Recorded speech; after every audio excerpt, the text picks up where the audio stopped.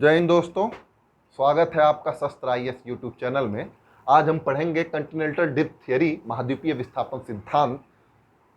इसको पढ़ने से पहले हम ये जान लें कि 1912 से पहले ये मान्यता था कि जितने भी महाद्वीप हैं, जैसे दक्षिणी अमेरिका, उत्तरी अमेरिका, यूरोपीय महाद्वीप, एशिया महाद्वीप, ऑस्ट्रेलिया महाद्वीप, ये स्थिर अवस्था में है, ना कि गतिमान है, ना कि चलयमान है।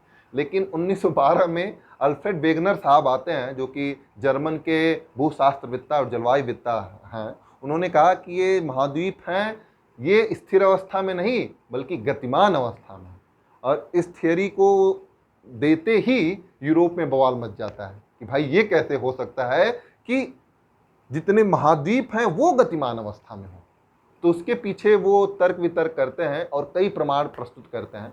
सबसे पहले वो बताते हैं कि समान समान समय में एक ही जगह पे विभिन्न तरीके के जलवायु देखने को मिलते हैं। ये ऐसा तभी हो सकता है कि जब कटिबंध परिवर्तित हो रहे हों। कटिबंध का मतलब होता है, जैसे ये कर्क रेखा है, 23.5 अंश अक्षांश नॉर्थ में कर्क रेखा, 0 अंश अक्षांश भूमध्य रेखा, 23.5 अंश अक्षांश साउथ में मकर रेखा। यानी इसका क्वालिटी, इसका गुण यहाँ मिल रहा है, इसका गुण यहाँ मिल रहा है, ठीक है। यानी यहाँ पे जो महाद्वीप स्थित है उसमें मिल रहा है। ये कैसे हो सकता है? ये तभी संभव है जब कटिबंध परिवर्तित हो रहे हैं, यानी कर्क रेखा मकर रेखा में आ जाए, मकर रेखा भूमध्य रेखा में वो आ जाए। लेकिन ऐसा कोई प्रमाण मिला नहीं कि ये ऐसी घटनाएं संभव हो।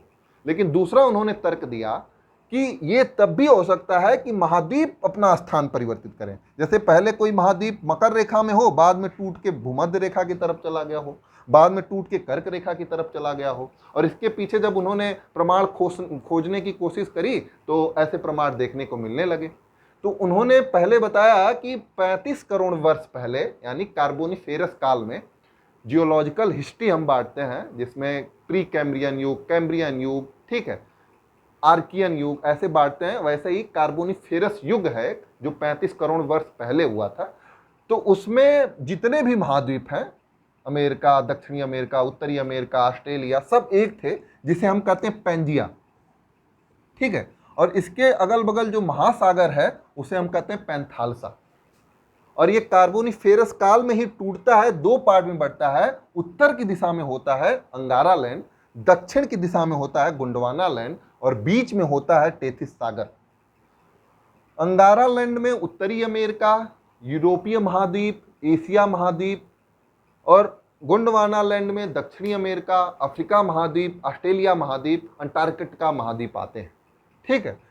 और ये ही टूट के बाद में अलग अलग महाद्वीप बनते हैं, जो कि 7 महाद्वीप में विभाजित हो जाते हैं और बहुत सारे छोटे छोटे प्लेट में विभाजित हो जाते हैं। इसको सिद्ध करने के लिए उन्होंने कई प्रमाण दिए हैं। पहला प्रमाण तो दिया पूरा जलवायु कारण, यानी उन्होंने बताया कि एक ही महाद्वीप पे, ठीक है, एक महाद्वीप पे कई तरीके के पूरा जलवायु कारण देखने के मिलते हैं और कई तरीके के जीवाश्म ईंधन जो होता है, जीवाश्म देखने को मिलते हैं, ठीक है। जैसे कि जो अफ्रीका में जीवाश्म पाया जा रहा है वही उत्तरी अमेरिका में पाया जा रहा है, जिसका अक्षांशीय विस्तार देखें तो कर्क रेखा से भी बहुत ऊपर है, ठीक है, जबकि अफ्रीका मकर रेखा की तरफ है।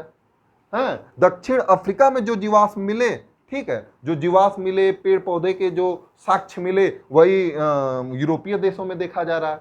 आखिरकार ये कैसे संभव है?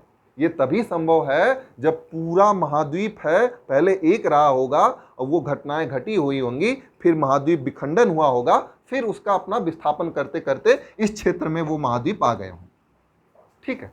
फिर दूसरा प्रमाण उन्होंने दिया, कार्बोनिफेरस समय में एक बहुत बड़ा हिम युग आता है और हिम युग का प्रमाण सारे महाद्वीप पे देखने को मिलते हैं। तो इसके पीछे ये तर्क दिया कि सारे महाद्वीपों पे एक ही हिमयुग दिखता है, यानी कि पहले सारे महाद्वीप एक ही थे। और तीसरा प्रमाण देते हैं भू आकृति का। भू आकृति को सबसे अच्छे तरीके से आप समझ सकते हैं। आप देखेंगे कि जो साउथ अमेरिका है, साउथ अमेरिका, और ये जो अफ्रीका है, ठीक है, अगर इसको आप जोड़ दें ना तो ये आपस में एक दूसरे में बैठ जाएंगे, ठीक है। इसी तरह इस पार्ट को जोड़ दें तो ये भी आपस में बैठ जाएंगे। इसी तरह कई सारे द्वीप हैं, सब आके आपस में अगर इनको बैठा दिया जाए कंप्यूटर के थ्रू, ठीक है, एक डायग्राम में कंप्यूटर के थ्रू आपस में बहुत सेटिंग से बैठते हुए दिखेंगे, जिगसा फिट जैसा सिचुएशन बनता है। तो उन्होंने बताया कि ये आपस में जो सिनॉप्सिस बन रहा है, कगार बन रहा है, ये ऐसे ही बन रहा है कि ये बाद में टूटे हों, लग रहा है ये विखंडन हुआ हो इनका। तो उसके पीछे उन्होंने तीसरा तर्क ये दिया कि भू आकृति यानी जो तटीय आकृति थी वो विखंडित होती हुई दिख रही है। चौथा दिया कि नवीन बलित पर्वत है, नवीन बलित पर्वत हैं वो टेथिस सागर के जो दिशा दिखती है उसी में दिखती है, जैसे आल्पस पर्वत हो गया, जैसे एटलस पर्वत हो गया, जैसे हिमालय पर्वत हो गया, सब बलित पर्वत है। बलित पर्वत टेथिस सागर से ही उसका विकास नजर आता है, क्योंकि उसके लिए संपीड़न, ठीक है, और वलन पड़ना जरूरी है, जो कि टेथिस सागर से ही संभव था। ठीक।